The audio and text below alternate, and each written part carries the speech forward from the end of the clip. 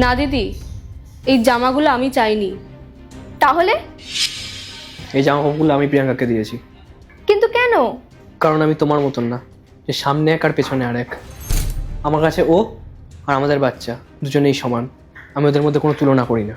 যদি আমি তুলনা না করি তাহলে ওর মেয়ে আর আমার মেয়ের মধ্যে কি পার্থক্য থাকবে? আমি এদের দুজনের মধ্যে কোনো পার্থক্য করি না, সেটা প্রিয়াঙ্কাই হোক কিংবা আমাদের বাচ্চা।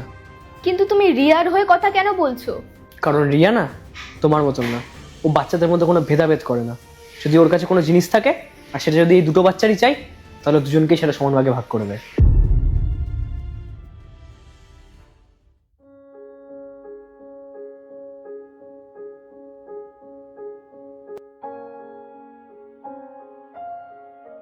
আই এম সরি প্রিয়াঙ্কা মা, আন্টি খুব খারাপ না?